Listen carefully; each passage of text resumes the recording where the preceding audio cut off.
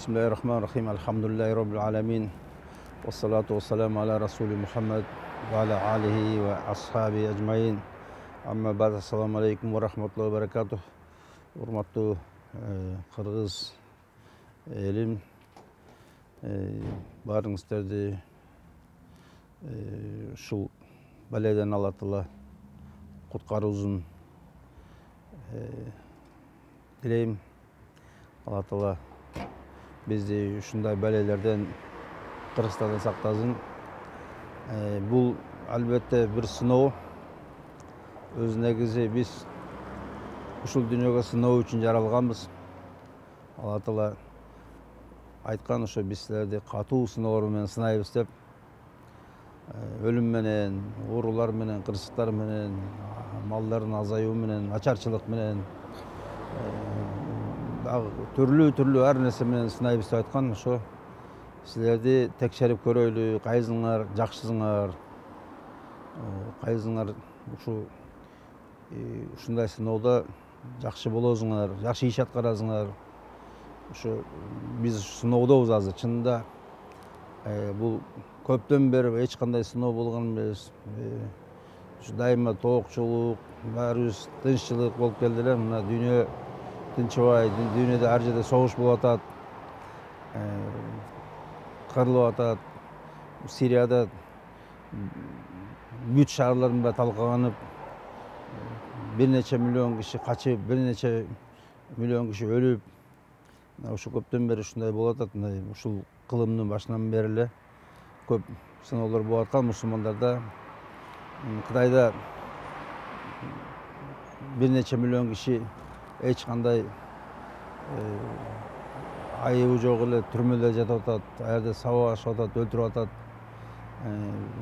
Биз көрбөгөн ар кандай азаптарды көргөзүп атат. Бунун баары сыноо. Азырда биз да сыноого түштүк. Эми ушул сыноодо биз татууктуу аткаганга аракет кылышыбыз керек. Алла Таала бизди байкап турат, бизди көрүп турат. Кимибиз эмне кылып атабыз. Бул сыноодо сабырдуулук менен, чыдамдуулук менен, Кудайдан коркуу менен өткөрүш керек. Жаман айтпай жакшы жок дейт. Мына туугандарды көргөнгө, өзүбүздүн балдарыбызды тарбиялаганга убактыбыз болбой жатты эле. Азыр мына убакыт болду. Өзүбүздүн балдарыбызды көрүп, үй бүлөнү көрүп, үй бүлө менен кенен сүйлөшүп, жана эми айткандай, эми таанышып дегендей,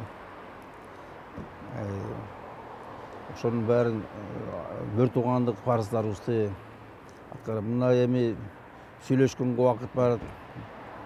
Телефондор аркылуу туугандар менен сүйлөшөйлү.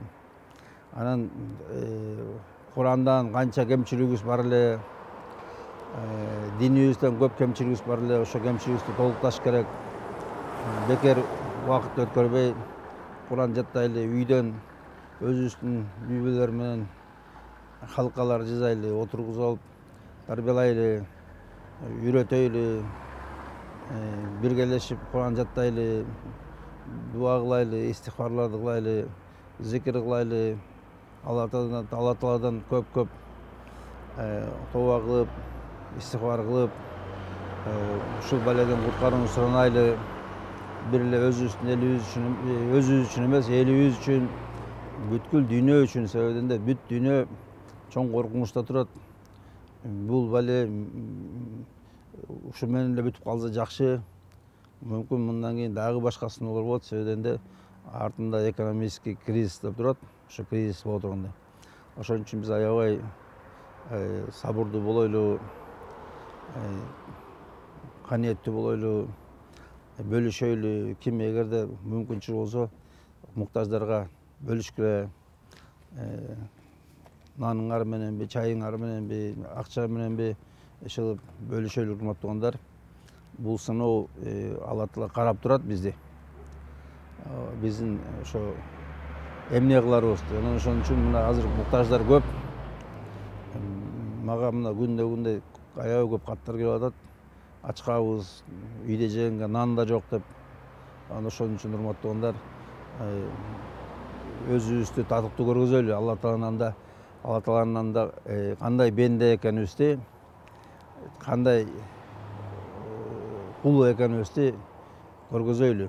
Анткени Алла Таала көрүп туруу биздин кылган амалдарыбызды. Ошо садаканы бере турган мына азыр убактысы садаканы ушундай кыйынчылыкта берейли, бөлүшөйлү оокатыбыз менен. Алла Таала көп айтат Куранда: "Ва мимма разакнахум юнфикун" деп, ошо момундар жөнүндө, ошо биз берген нерседен алар бөлүшөт деп. Аны ошо бөлүшкөнү унутпайлы. Анан отуруп алып жанагындай фитналарга катышпайлы. Азыр интернетте аябай көп фитналар болуп атат. Ар кандай сөздөр болуп атат. Мына умрадан алып келди деп атат. Умрадан эмес, башка нерседен да келмек, урматтуугандар. Міне Кыргызстанга келбей коймок беле, умрага барбок өзү. Америка умра менен барып туруп, мына азыр бир заматта эле Америкада 80 миңден ашып кетти оору. Алла Таала ар жака ар кандай жол менен жиберип атат. Бирине мүмкүн умрадан келгенде деле аягы эле кетишти. Мүмкүн алар ооруган деле эмес. Башталганда эч кандай жанагындай дарылар деле жок болчу. Бирок аягы эле кетти. Аны жөн жерден фитна көтөрбөш керек. Ошо умрада барса эле оорууга кала турган субай. Бүт дүйнөнү каптады вирус. Буну эч ким күткөн эмес, бунун үчүн эч ким барган эмес. Ар ким өзүнүн иши менен барган, бир нерсе болуп, ошо тагдырга жараша барып калган. Ана тагдырга жараша жукту оору. Мына туристтер бар жүргөн ар жакта. Ар жерде жанагындай иши менен жүргөн Европа өлкөлөрүндө ошолор келди. Анан ошон жугуп атат. Анан эми мына азыр өкмөт тартиптүү болгула, тартип сактагыла деп атат. Ошо тартипти сактайлы. Иши жок болсо үйдө отурайлы. Анан үйдө деле иш бар дедик, мына Куран жаттагыла, хадистерди окугула, зикир кылгыла, дуа кылгыла, истигфар кылгыла. Урматтуугандар, биз көптөн бери аябай эле жакшы